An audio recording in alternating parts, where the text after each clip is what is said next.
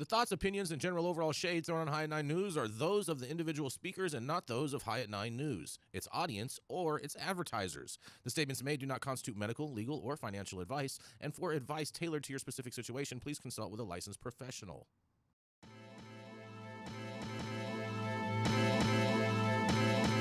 Welcome to the High at 9 News Hour, where you will hear from cannabis industry experts and professionals from around the country talk about important topics while shining light on global issues and discussing cannabis as it relates to politics, regulation and reform, data and technology, science, research and medicine, family and parenting, art, celebrities and entertainment, fitness, sports, mental health and wellness, and plant-based medicines and entheogens. Together, we are building a stronger community, fighting the stigma and creating change. With your hosts, Jason Beck and Rico Lamitte, joined by special industry expert correspondents from around the country, and daily antics brought to you by Cannabis. Coming to you live every Monday through Friday at 9 a.m. Pacific Time and high noon on the East Coast. And thank you all for getting high at 9 with us.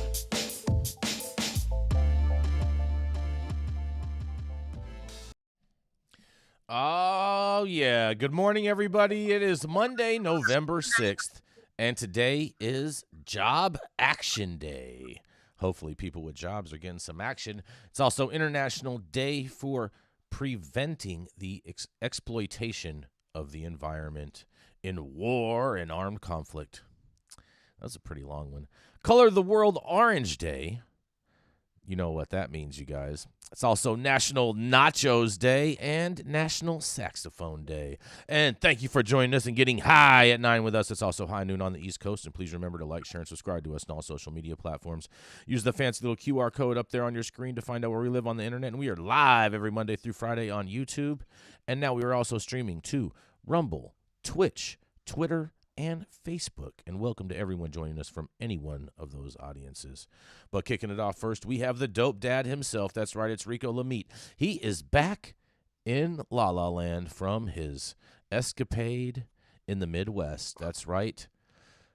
Talking to lawyers and talking to people. That's right, it is the dope dad himself, Mr. Rico Lamitte. Oh, yeah, Jason. Definitely good to be back from the cold shy.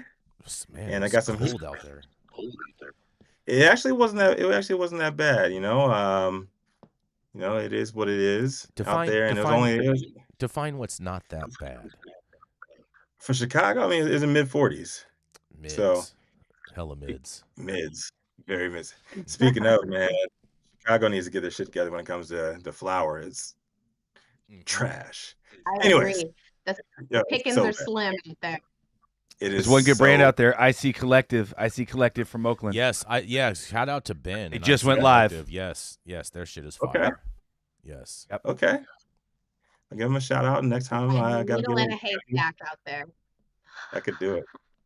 But let's talk about New York and New Jersey. And I don't know about y'all, but when I think about New York and New Jersey, I'm thinking big, dense cities. Lots of buildings, concrete, and lots of people, which means infrastructure. And of course, unions. Unions theoretically serve as a check to executive greed because we all know American-style capitalism works best when people at the bottom are doing all the work and are treated and paid the worst.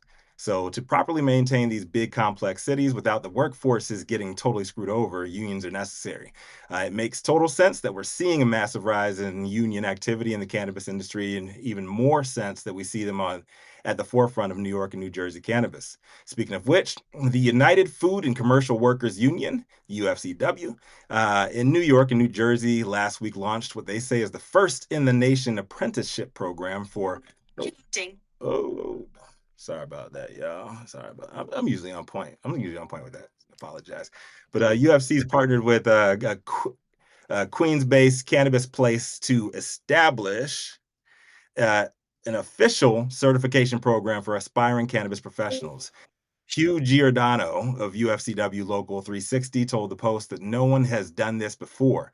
He said, "We have a visionary employer harnessing the unmatched cannabis industry expertise to train ambitious, local, but often overlooked talent. It's a scalable and repeatable model that delivers great value for employees, owners, and customers."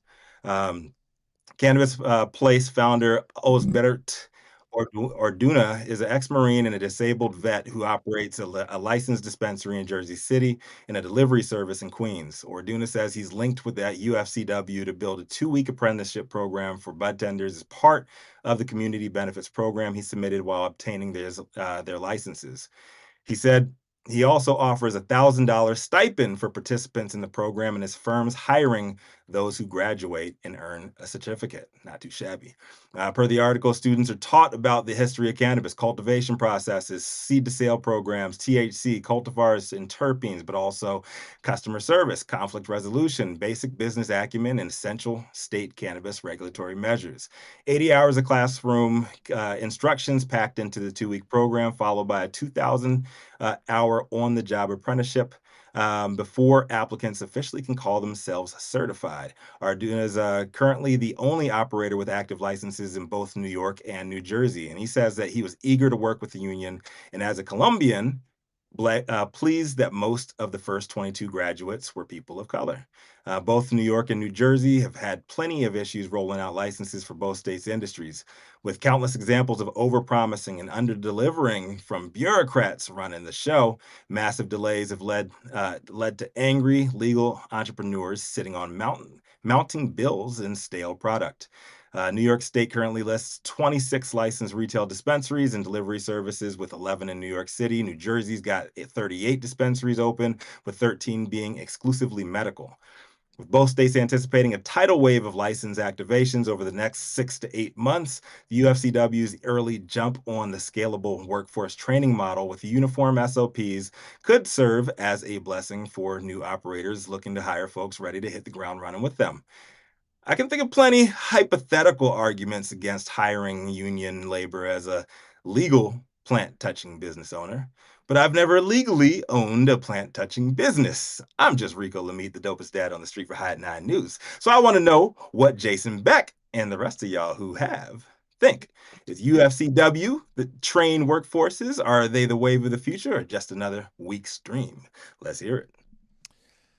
Yeah, I'm not buying none of this BS. They're probably going to train these workers to have terrible habits and just want to mess up employee workflow. Okay. Well, I'm going to take a little bit more positive approach here. Oh, somehow I'm like off the camera. I don't know what's going on here. But first I want to just say that I've been a huge advocate since I even started to understand what weed was myself, for a requirement, some kind of certification program that bud tenders go through, because they are the weed pharmacists. They are. And these are minimum wage individuals who get scheduled, 15 to 30 hours a week. They come in, right after going to college or taking care of their kid or whatever the fuck they just did. They're coming in with their real life shit on their back. They don't have any real training in diagnoses or even understanding some of the more common medical aspects that diagnoses that people have. And so it's absolutely critical that these individuals are successful in their job. And the way that we do that is we make sure that they fully understand the efficacy of this plant, and we make sure that they understand how important their role really is, because they are the voice of how the plant works to the new customer. All of us, executive level individuals who are creating businesses and building businesses and sitting behind desks and making the tough decisions, we're forgetting that at the end of the day, that customer who's brand new, who heard from a friend of a friend that this particular medicine might help them, but they have no idea. And then they go in and talk to a 21-year-old college student with no training. It's just all wrong. So having a training for bud tenders is absolutely essential and should be required. And then also, they should be paid during this training. I think I heard a Yeah. 2,000 hour requirement. Okay, so No, there's bring this up. no, during the Bring this 2 week yeah, during the 2 week course, there is a $1,000 stipend. They get paid that $1,000 for taking the course, and then it's on the job training. So they're actually getting paid while they have Excellent. those 2,000. Yeah, they're getting those 2,000 hours in of apprenticeship. After that, they have to complete until they're quote unquote certified. Check this shit out. Are you ready? How many Okay, hours is this so course? I went to graduate school to be a therapist for mental health while I was a social worker. So working as a social worker, going to grad school. Yeah. When I finished grad school, that was a 3-year program. Get out of grad school, and now I have to do 3,000 hours of supervised client contact therapy. 3,000. And guess how much the stipend was to pay me for that? 0. I had to pay the therapist who had the license to oversee me for the privilege of working with him. Okay? That's That's how my what I'm wife talking gets about paid. right there. That's what I'm talking about. That's what my wife. That's what my wife gets paid. She And gets so like what I'm saying 8 is supervisions a this week. is the right thing to do. When you're paying someone to learn when you're teaching someone a new skill for a job, they should be paid. Also, we wouldn't have this problem if teaching what cannabis really does in science class, like all the other plants when the kids are in junior high and high school. That's all. I'm gonna be quiet. Your guys' turn. Oh boy. What do you think? What do you think, Saint Germain? You've run a shop before, man. I think we really need a lot more training for bud tenders.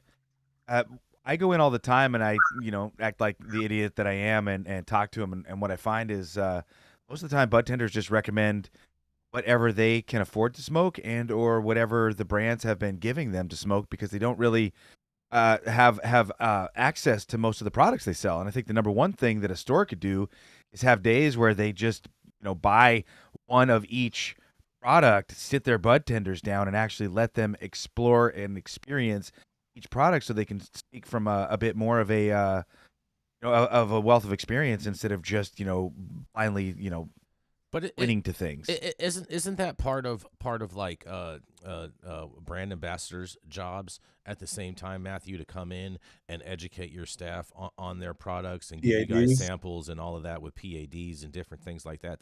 That's mostly what that's. It's currently Absolutely. it's currently incredibly imperative for that to happen. But I mean, if you were to look at even go to a bottle barn, bro, you can go to a bottle barn and you can get more help from somebody at a bottle barn.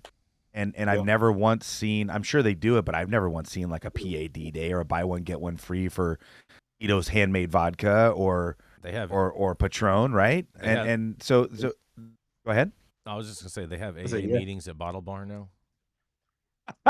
I'm not an AA, never had an addiction. Okay. But back to what I was saying, the number one thing I do, and I would really tell people, to ask for if you go into one of these establishments and you're really looking to find out, I ask who is the most degenerate weed smoker that works there? Usually that's the one guy who's actually going to be able to tell you because nobody can even tell you is this one harsh? Is this one harsh? How does this one smoke?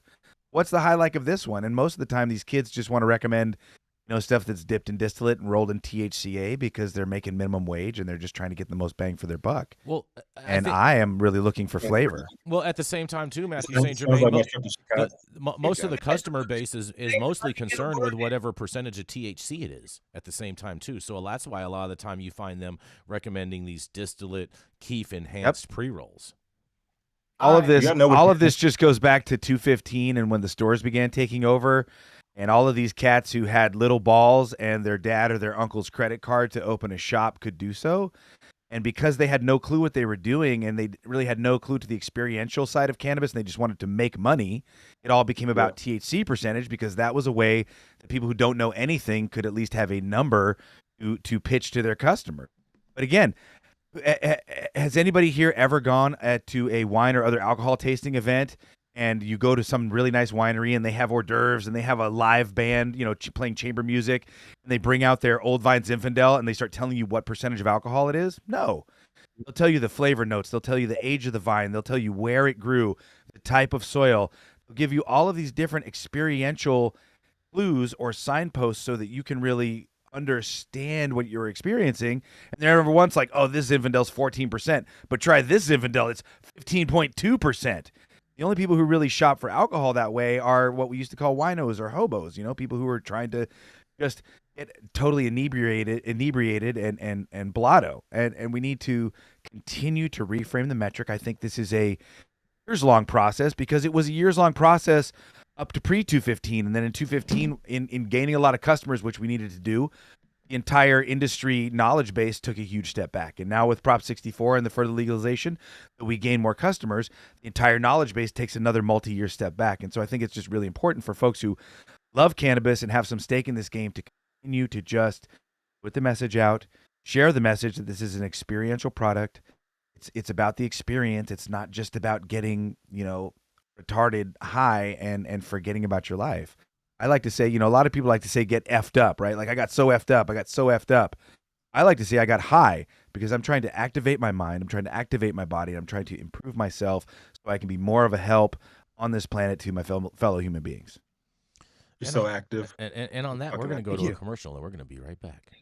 The Control Tower from Highly Educated has perfected the dab. Utilizing the concept of thin film evaporation, you can waste none of it and taste all of it. The micro texture of the SE pillar increases nucleation at elevated temperatures. And with the tower propelling at 2,600 RPMs, it's certainly the most efficient dab experience to date. The Control Tower from Highly Educated. Yes. Yeah, me too. Yes, I'd like one, please. I'm an influencer minus the bikini, okay? People follow what I do.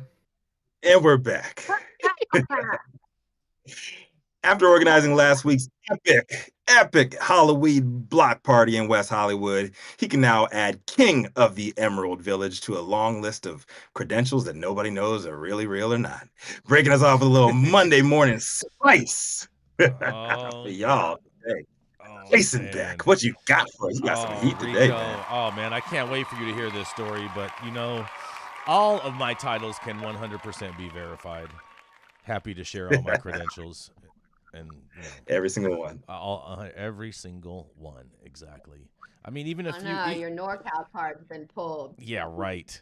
That could never happen. NorCal would be considered SoCal if that was the case. Gotta check in with us. Yeah. Remember, we said anything north of Bakersfield. Anything north? I mean, I think I'd even say anything north of Castaic. But nonetheless. Oh, man, Rico. Pineapple Ventures is accused of hijacking LA social equity cannabis license, you guys. A dispute over control of California Cannabis Dispensary's social equity license has led to a lawsuit. Get out of here. Pineapple Express Incorporated and its owner Joshua Eisenberg accused former executive Vincent, I'm going to murder this last name, Mendezia, of orchestrating a covert operation to seize the license designed to promote fair industry participation. Eisenberg contends that Mazalia, who goes by Vincent Zada, defied a 2017 U.S. Securities and Exchange Commission settlement that prohibited him from serving as an officer of a public company by indirectly managing Pineapple Ventures Incorporated, which approached Eisenberg's dispensary for a merger in 2018. According to the amended complaint filed on Friday after the merger, Eisenberg, who holds a majority stake in Pineapple Express, alleged that Zadia exploited Eisenberg's eligibility for a social equity license in Los Angeles and made moves to seize control over it for Pineapple Ventures, which wasn't qualified for the license itself.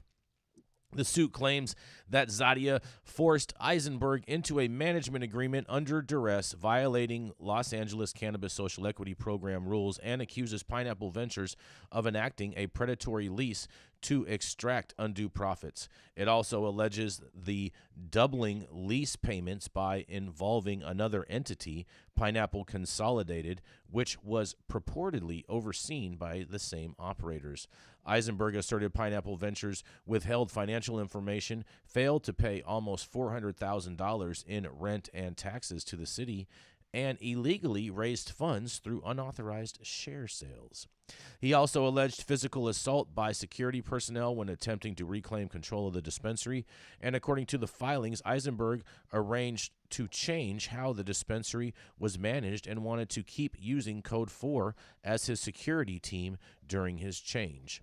He had a deal and a clear understanding with John Garcia, the manager of Code 4, that this was going to happen on September 1st. However, when Eisenberg and his colleagues, a Pineapple Express board member, Jenny Dills, showed up at the dispensary on the day to start the transition, a security guard told them to leave. Eisenberg was told that Code 4 was sticking with their contract with Pineapple Ventures because Zadia and Ortega had threatened to sue the security company.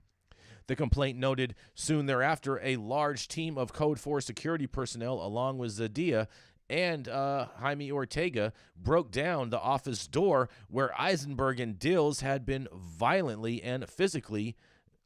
Wait a second, hold on. Dills had been and violently and physically grabbed Eisenberg, causing him to suffer extreme pain, and began removing him from the office. Dills was shocked and frightened at what she saw, at what she had witnessed, and followed the men outside. Eisenberg was carried outside and slammed to the ground by Code 4 security personnel at the instructions of Zadia and Jaime Ortega. Daniel J. Urist of Urist Law Corp. APC, who is representing the plaintiffs, told Law 360 the alleged predatory practices of Pineapple Ventures Incorporated and Pineapple Consolidated Incorporated and its advisor, Mr. Pijman Vincent Mejizia, pose not only a grave financial threat to our current, but also stifle the essence of social equity that the cannabis industry aspires to uphold in Los Angeles and throughout California. Zadia rebutted the allegations, countering that Eisenberg is the actual violator of the social equity program and has not contributed financially to the dispensary. Eisenberg never spent $1 on the dispensary in question and also was the only person generating any income from it operating, Zadia said to Law 360. He also says he is likely the greediest and least self-aware person I have ever came across, he says. The conflict heads to court as both parties seek to resolve issues of contractual breaches of ethical conduct, and at the same time, Zadia and Pineapple Ventures CFO Jaime Ortega filed an unlawful detainer action against Eisenberg and Pineapple Express, despite acknowledging in their own complaint that Eisenberg was removed from the store and does not have physical possession. In quotes, the logic is mind-boggling, said Zadia, and Ortega must be misleading their team in order to pursue this minimally unethically and likely malicious course of action, a source close to the situation told Green Market Report. And Eisenberg and his attorney argued in a motion that the court should dismiss the eviction claim and cancel the summons due to procedural errors, citing early service of the 5-day summons along with a premature filed complaint.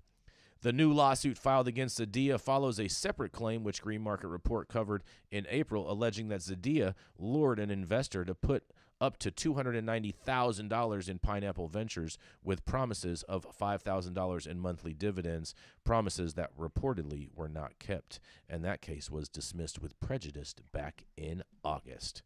Well, I can't wait to hear what you guys have to say about this. I know too many players in this game, but I want to hear what you guys have to say.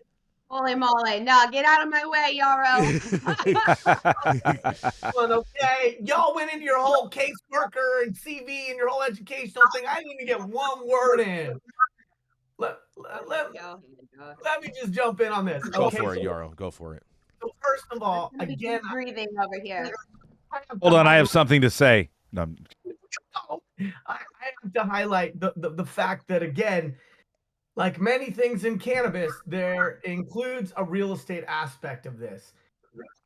I know Josh. I talked to Josh before this hit the headlines. I had a brief little email with his attorney. So I'm biased because I know one party and not the other. But I will say this about that with the wiffle ball bat, which is if you have been banned from being in a leadership position through securities issues in the past, that tends to mean you're not a really great person with high ethical moral compass, right? And then secondarily, if you try to evict somebody from a property where they no longer have a possessory right, that is the world's dumbest shit in the world. You can't evict somebody who's no longer in a property. So those two things alone make me really sort of lean towards Josh's perspective on this. The other thing that's really just distasteful to me is when that guy said, well, he didn't put a dime into this, which completely undermines the intellectual capital, the sweat equity, the other ways in which business partners can bring value to a venture. Dollars and cents is but one metric, and to suggest that those other metrics don't exist or aren't valuable is pretty disparaging in my mind. All right, what do you have, Mandy? Okay. I have several questions. Number one, first of all, isn't Sean Priest CEO? That's the same Pineapple Express in Hollywood. Yes. To my understanding, I would say yes. Yeah. I'm surprised he didn't comment here that he wasn't mentioned at all in here, because it seems to me like he would be the one that could make this make sense. And then under the impression that there were several celebrities that also owned this particular store. Is that accurate? Rico, do you know by chance? I thought, and I am not like, but I thought that maybe, and don't quote me on this, okay, because I could be very wrong, but I thought like Exhibit or somebody like that was a part of this dispensary. I don't know about any of that. True? I don't know about any of that. No.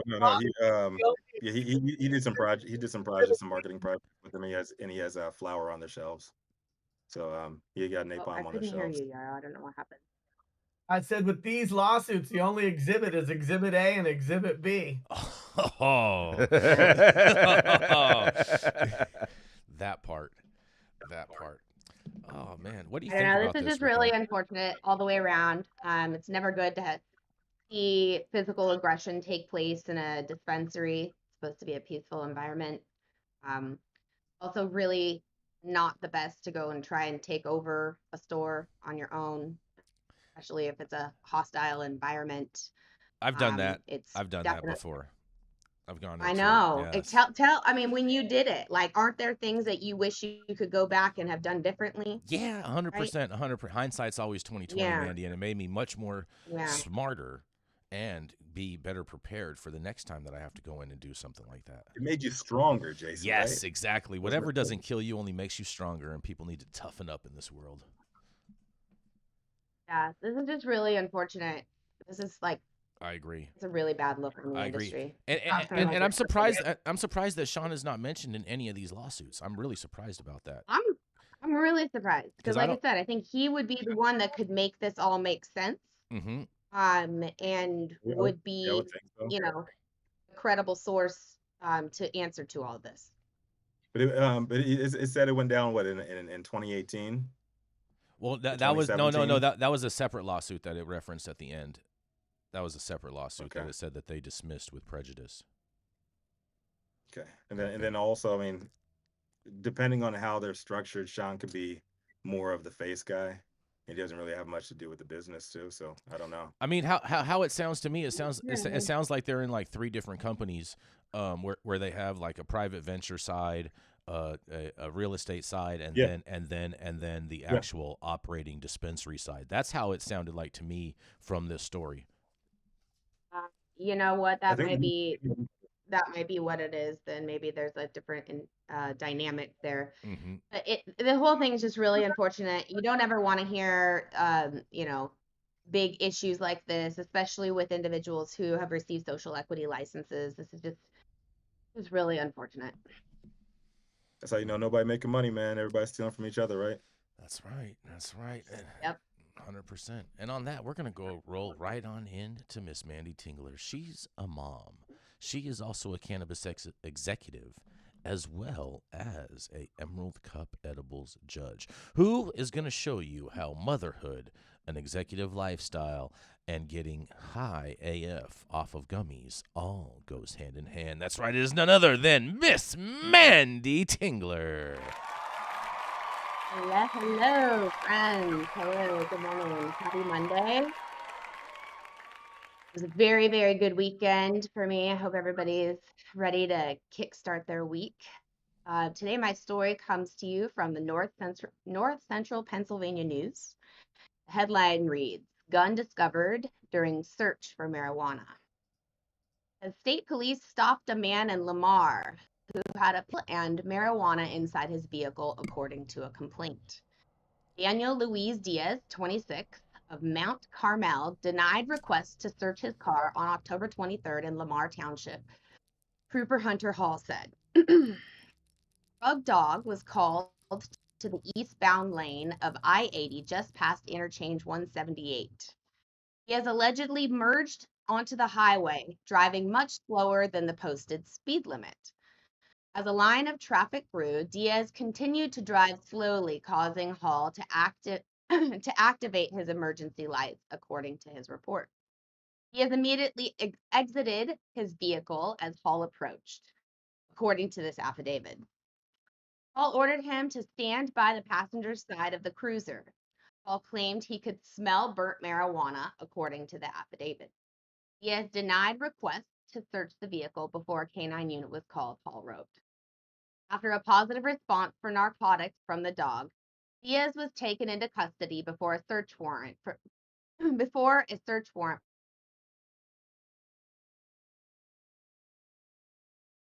Really pulled away from his attempts to handcuff him. He had a medical marijuana card.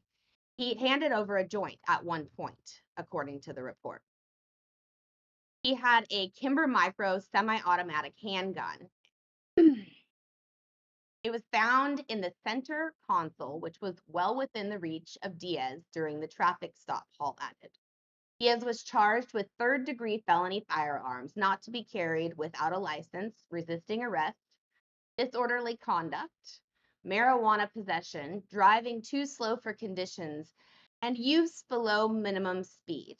He was released on, wait for it, $15,000 unsecured bail. So you guys, why did I bring this up? Marijuana is just a tiny little piece.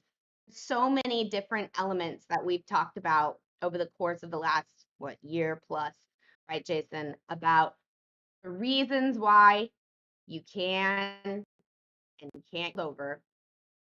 And also not to be breaking more than one law at a time.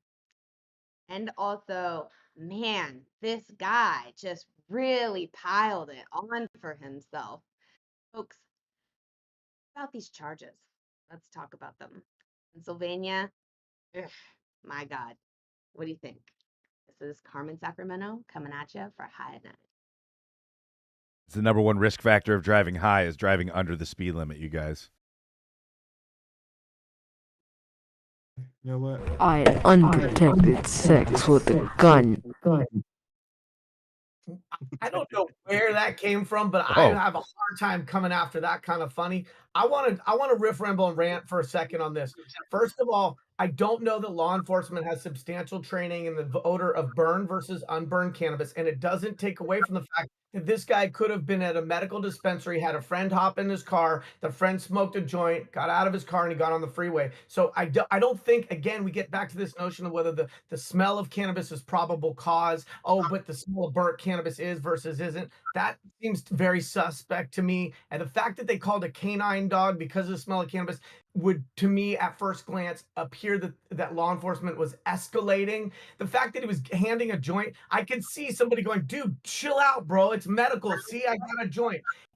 I don't believe the cops that he resisted arrest with the handcuff. And let's talk about that 380 Kimber. A Kimber is one of the most expensive handguns you could get. It's not exactly a throwaway. It's not the kind of thing someone's going to do a drive-by with and throw away. They're about double the cost of a normal handgun. So did he have it in a compartment where he wasn't allowed to? Because typically in laws, you're allowed to have a handgun if it's unloaded and locked up in a vehicle. It doesn't say that it was an unregistered gun. So if he made a mistake of driving too slow and he made a mistake of having a handgun in a container in the car that wasn't locked, charge him for that and move on. The rest of it, at first blush, I would say it's overcharging. I wouldn't say it's a big example of fuck around and find out. I'd say it's an example of massive over enforcement. And candidly, I'm not entirely sure that I would take a press release at face value. I believe in innocent until proven guilty. And it's really sad to see that the probable cause for a canine unit was the smell of cannabis in a state that has medical cannabis laws.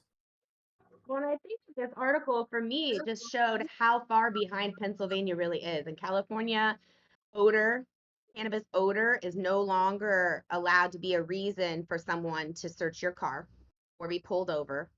You can't be pulled over just on odor anymore. And they're, driving too slow. I mean, yes, agree. That is definitely I commonly see people do. I've been guilty of it myself. So, it's definitely, worthy of being pulled over for the gun. I mean, at the end of the day, he wasn't doing what he was supposed to do. Somebody snitched. Breaking more than one law at a time. There's a whole lot of driving Miss Daisy going on in this story. I'll tell you that much. That's for sure. See what you did there. Mm-hmm. See what you did there. You see what I did there? And on that, we're going to go to a commercial. We're going to be right back. I'm Jason Beck, and this is Smoky Vanilla. And if you want to feel as good as I look, then you need to get yourself a stretch and smoke with Smoky Vanilla. That's right, baby.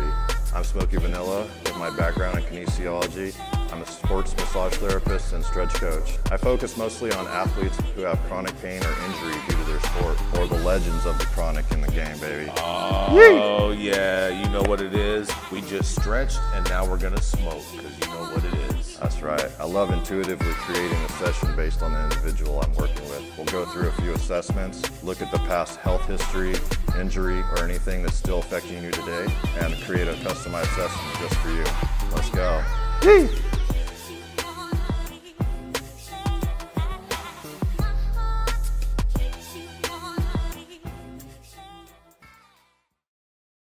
Oh, yeah. Stop whatever you're doing. Make sure you hit that like button. That's like YouTube's favorite thing for people to do, and we'll appreciate it, and you will appreciate it.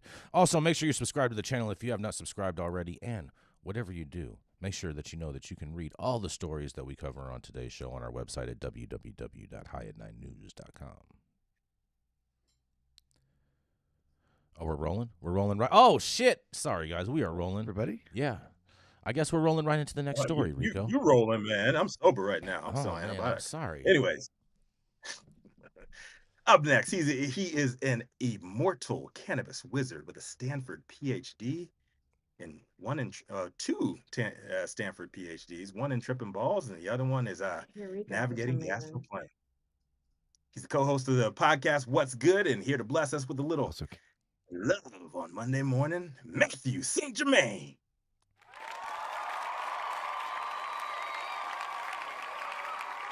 I guess it's me. Sorry, y'all. I couldn't hear my brother Rico there. I've got a crazy one. In rural Connecticut, a major drug bust took place after authorities received a tip, damn narcs, about possible drug dealing. They discovered dozens of bags of psychedelic mushrooms estimated to be worth $8.5 million. If anybody's been has their tabs on the commercial mushroom market, that's a lot of mushrooms, bro. The price has been dropping 30%. At a home in Burlington, about 20 miles west of Hartford, a 21-year-old man was arrested and charged with operating a drug factory and possession with intent to sell and distribute narcotics.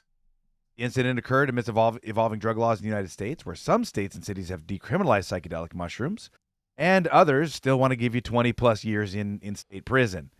Law enforcement received a tip about a psilocybin mushroom growing operation at the Burlington residence. Authorities arrived. They noticed ventilation equipment that raised suspicions. The man who was arrested initially claimed the mushrooms were not illegal and refused a search of his home. However, a search warrant was obtained, leading to the discovery of psilocybin-containing mushrooms in various growth stages. After entering the home with a warrant, the man admitted the mushrooms were indeed psilocybin, a Schedule I controlled substance. He posted $250,000 bail and is scheduled to appear in court on November 16th. The legal landscape regarding psychedelic drug varies across the countries, with some states again moving towards or at decriminalization, with the state of Oregon at full legalization, and the FDA designating psilocybin as a breakthrough therapy for treatment-resistant depression and growing support for therapeutic use of psychedelics. Now, one of the things this highlights is the DEA scheduling program. The fact that DEA was invented, the scheduling program was invented to destroy the Black Panthers, the Students for a Democratic Society, the Weather Underground, the anti-war movement, and the free speech movement. Schedule I means a substance is dangerous, toxic, has a high potential for abuse, and has a high potential for addiction. What we've seen in the Johns Hopkins and other studies with psilocybin is mushrooms are non-toxic. There is no current LD50 for psilocybin or psilocin. Means you can't be killed by it. They are breakthrough therapy. They help with PTSD. They help with depression. They help with personality disorders. They help with bipolar.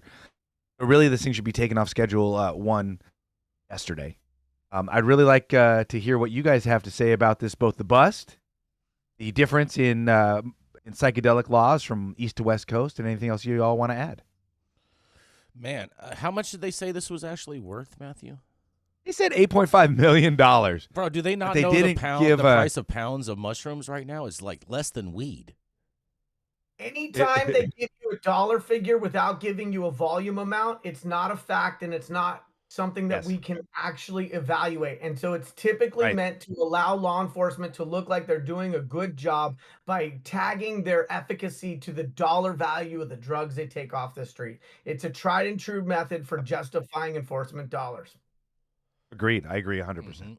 I just find it so interesting that in so many of the places in the East Coast, you're still looking at 5 to 15 or more for mushrooms, where if you're on the West Coast, they're recognizing them as a therapy. In fact, Oregon is opening a process for training and certifying mushroom therapists so that we can have mushroom clinics in Oregon to help people. Mm-hmm. Interesting. I just don't see how they get to that kind of evaluation. I mean, you'd have to have hecka acres, or excuse me, head of acres. How do you say that? Head of acres. Oh, and it's the way you measure land in Europe. But good try. Yeah. So exactly. You'd have to have plots like that in order to be having millions of dollars of mushrooms. So at the current pound price, he had around 28,000 pounds of mushrooms there.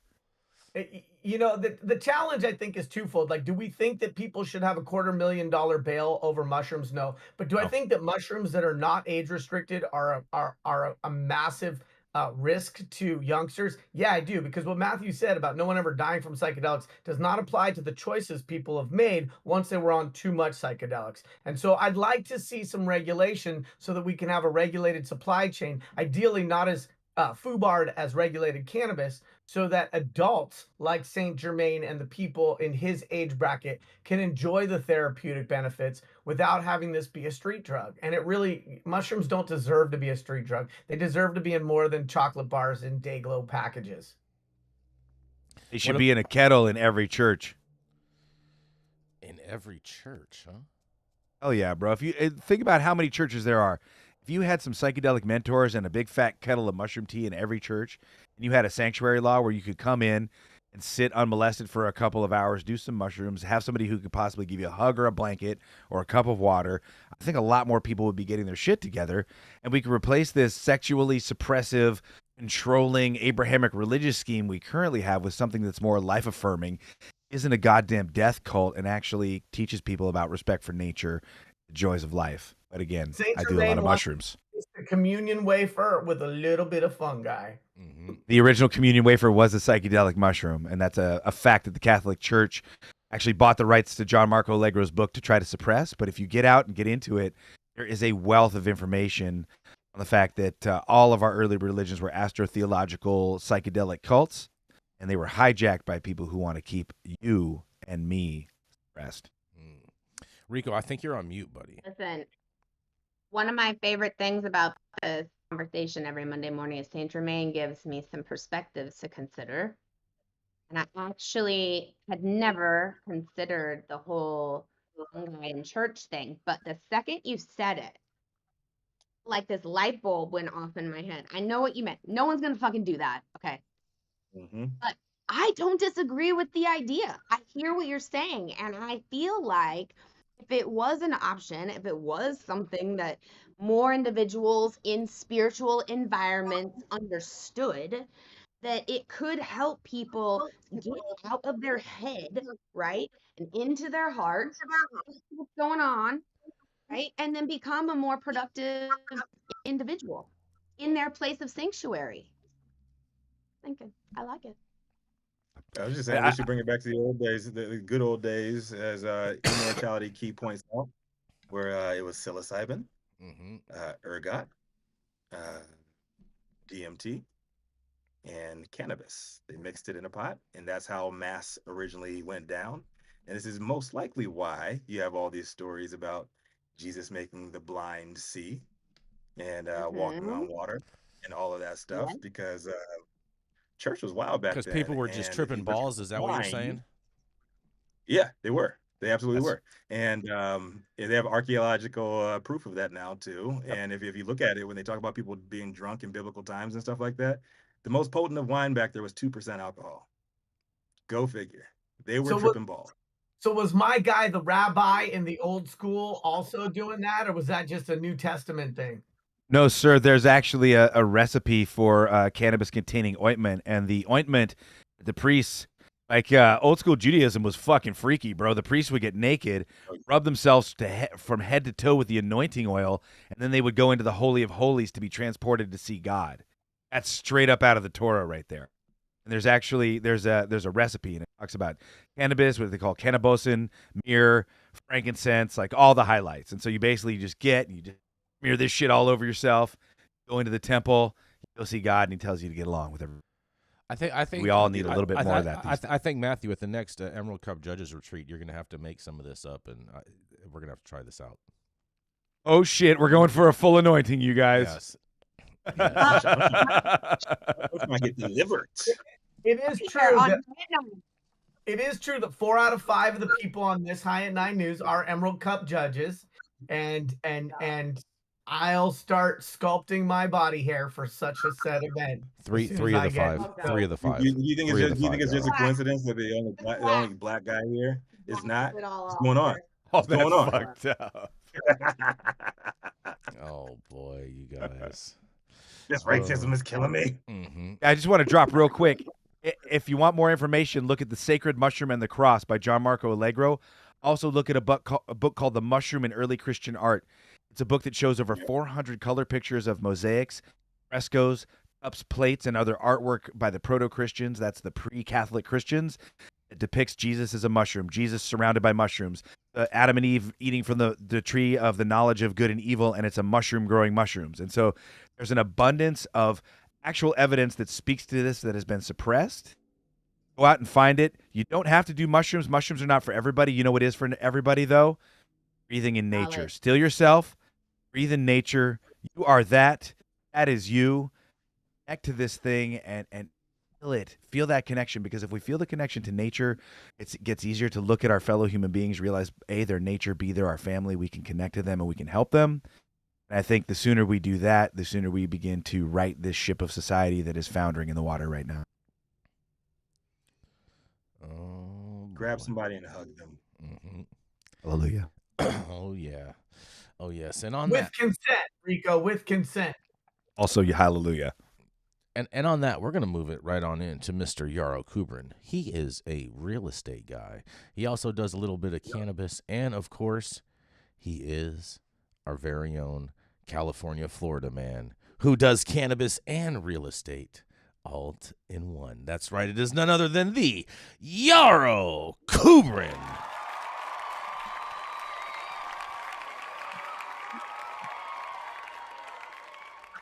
I think it's so funny that we keep weaving in that Florida thing over one verbal typo when Rico tried to introduce me and got Florida and Sebastopol conflated. You know, when things stick, they stick. Yeah, we'll go with it. I like Florida. I like the manatees. I like the Keys. We're all good. Like Orange Man. You like Keys, good huh? morning. The Florida Keys, not the Kilo. Okay, all right. So good morning, High at 9 News viewership. Thank you, and welcome to Monday morning. This is Yarrow Kubrin. My article this morning, of course, has a real estate theme, and I will do my best to be like Rico and add my commentary as I read it, and then turn it over to the rest of these incredibly insightful commentators. So, without further ado, Cookies says LA marijuana store will close amid landlord spat. Prominent brand Cookies retail marijuana store in Los Angeles plans to close November 7th. Co-founder and cannabis entrepreneur Berner has announced on social media. The closure would be at least the second to affect Cookies branded outlets in 2023. A separately owned and managed location in Oklahoma City closed this spring. California-based Cookies license its familiar light blue branding of proprietarily, highly recognizable marijuana strains to separate businesses that hold state licenses around the U.S. and handle day-to-day operations under a franchise model. But the situation in West Los Angeles, where Cookies' Melrose landlord is asking for a hefty rent increase, according to people familiar with the situation, as well as a publicly available real estate listing, underscores how even the sector's biggest names are not immune to the cannabis industry's wider struggles. In a recent Instagram post, Berner said he dreaded this day and having to make this announcement. This one hurts, according to a post by the San Francisco Bay Area-based entrepreneur whose given name is Gilbert Milan Jr. Gilbert. Cookies tried our hardest, but we haven't been able to come to terms with our landlord, Berner continued, adding that a search for a new location is ongoing but might take some time. I want to thank my partners at Melrose for this opportunity and for fighting so hard to try and keep it. In a follow-up post 2 days later, a Cookies corporate account of the store was relocating with a new address and opening date to be announced coming soon. Business records list Berner as Cookies director. Parker Burling is the organization's CEO and president. Records show Cookies Melrose is operated by a California company called Purple Heart Compassion, according to records from the State Department of Cannabis Control. The company's principals are So after much evaluation, we made a tough call to focus on our retail efforts in other markets. So it goes on to say that TRP manages more than 20 Cookies branded retail locations in other markets, including Florida, where I'm not from. It also says there are 67 cannabis outlets operating under the Cookies brand worldwide, with additional openings planned in New Mexico and Maine. The Melrose outlet, located in western Los Angeles, close to West Hollywood, in its strong tradition of legal cannabis, might be one of Cookies brand's most prominent physical presence. Cookies has a clothing store in Manhattan and New York, and marijuana shops in Los Angeles, Las Vegas, San Francisco. But the LA one is considered one of the country's largest legal markets. The Melrose store opened to enormous crowds and huge lines that drew the ire of neighbors. It was also vandalized and robbed during the spring 2020 protests of George Floyd's murder. After enjoying a high-flying run of success, Cookies has run into some legal troubles this year during the marijuana industry's overall downturn. You know, there's some suits, blah, blah, blah, blah, blah. Sometime earlier this year, Cookies landlord at the Melrose Avenue location listed the roughly 3,300 square foot location for lease. The asking price is $7 a square foot, with an opening date of September 1st. Real estate agents connected with the listing did not return comment to MJ Biz seeking comment. So let me kick off my commentary real quick and then hand it over to you, esteemed commentators. So real estate is at its core primarily an underpinning to legal cannabis. And when they say that the landlord wants $7 a square foot, let me be a little spicy in this. First of all, I love Cookies, Berner. We both grew up in the Sunset in San Francisco. I got mad love for the fact that they validated that cannabis merch, music, triumvirate in a way that everybody wants to. Some are trying. They're doing a really, really good job of that. They also have great roots in Mendocino and Humboldt, so I'm not mad at the company at all. And they've had some great practitioners on their team when it comes to real estate and dispensary development, from Brian Nash to Johnny Delaplane. I got nothing but love for the brand. But here's the truth. If you get to a place as a tenant where your landlord can charge you $7 a square foot and you have to move your business, it means you fucked up, okay? You fucked up, because a lease is a bundle of real estate interests. A lease stays with the property even if the property is sold and your landlord changes, which means that them as tenants went into this and built in a ticking time bomb for them, or a rental increase that they could have avoided had they done a better or more aggressive job negotiating the terms to allow them for renewal options with moderate stepped up increases to the rents. So this was something that was baked into the deal that they did before they took possession, and maybe they made a choice to take that risk on and hope that it would work out. But I would say, don't ever take that risk on when you're a tenant. Don't ever have a lease where you're that vulnerable to the landlord raising the rents in a way that doesn't feel like it's an equitable and sustainable business outcome. And so I'm sad for them, because I know it's a great store. I know a lot of customers enjoy it. I know that Berner and Cookies in general has had a lot of crowd response, fan favorites. Everybody loves it. Even my teeny little kid wants a Cookie sweater. Berner, I'll give you my mailing address later.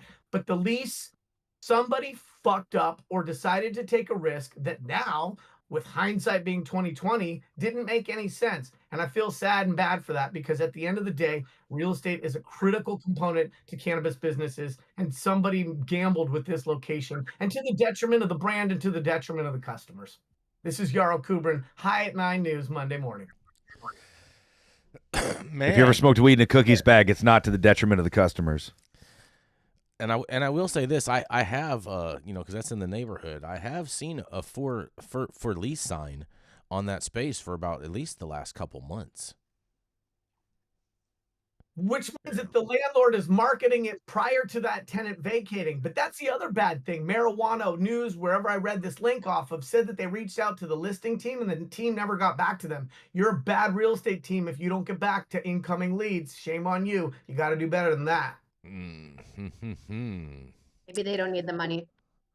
Well, it's rough on Melrose. You got to sell like $800 T-shirts to pay rent there. 100%. Yeah. I mean, but this store has had a lot of scrutiny, so I know the neighborhoods are going to be super, super excited about this store closing down, because there was even a letter that store is in Los Angeles, and I know the city manager and city attorney of West Hollywood at one point in time sent a letter to L.A.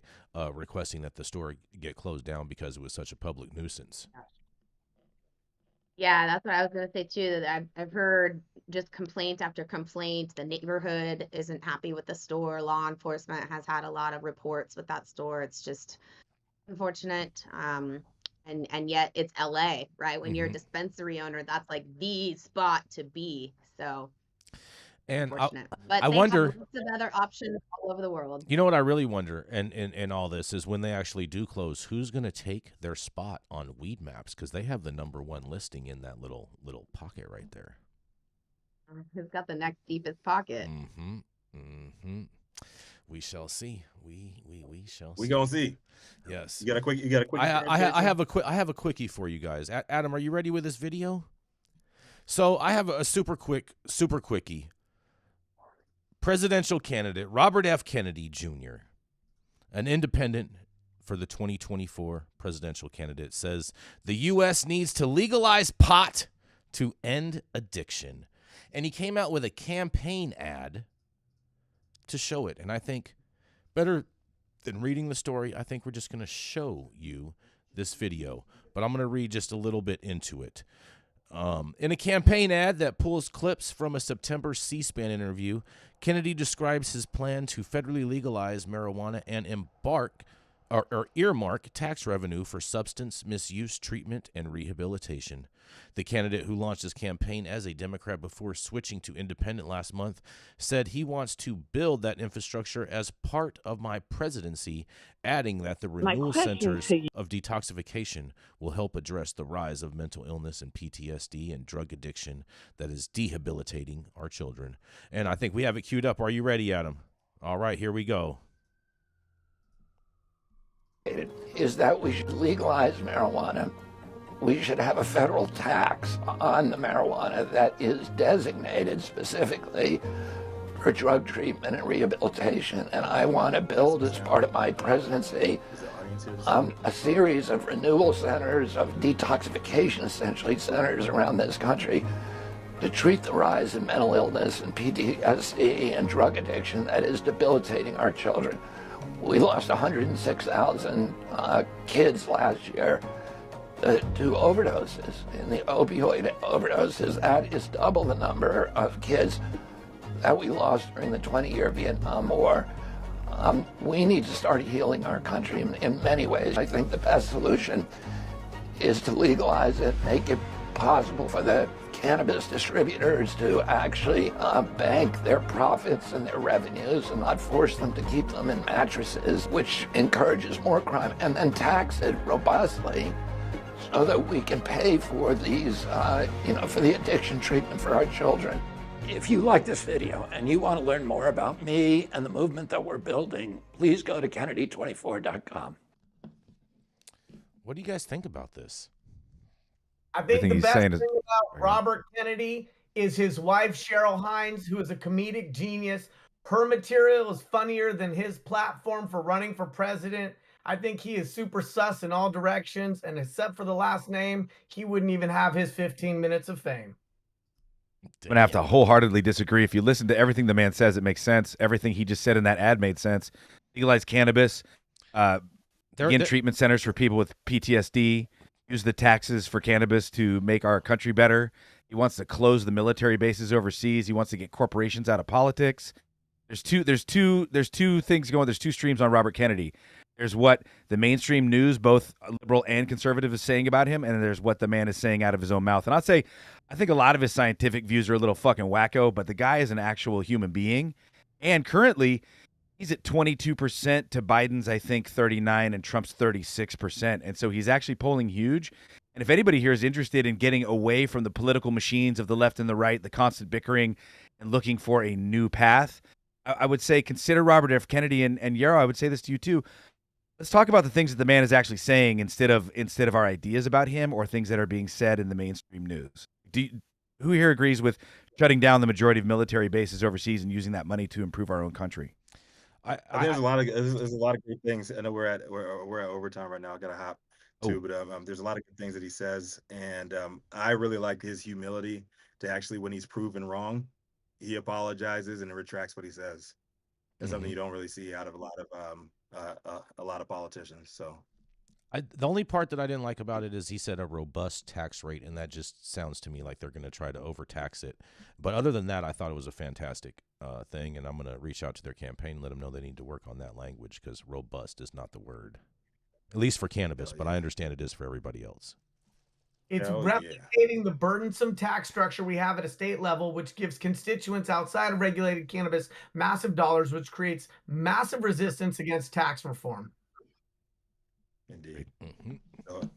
We are at the top of the hour, everybody. Thank you all for joining us for yet another episode of High 9 News. You can catch us live weekdays, 9 a.m. Pacific, high noon on the East Coast. Big shout out to the super fans showing love, getting their comments posted live on the big screen, and live audience and online supporters catching us across all media platforms, tuning in each day to the headlines of chaos. To our vetted correspondent team tuning in from all over, bringing us much needed variety of perspective. We got everybody from Sebastopol, California, all the way down to Sarasota, Florida. Welcome, everybody. To our production team, Cloud Media Partners, and all of our sponsors keeping the lights on, and usually our AV struggles to a minimum. And always the Cannabis Sativa L, the reason the High 9 News team reads these headlines every single day. Thank you. It has been Monday, November 6, 2023. Show's over. You've all been blessed with the top industry headlines. Hope it was enough for you to put in your pipe and smoke at least until tomorrow. Manndie Tingler, the mom with the most. What you got for us? Bring us out.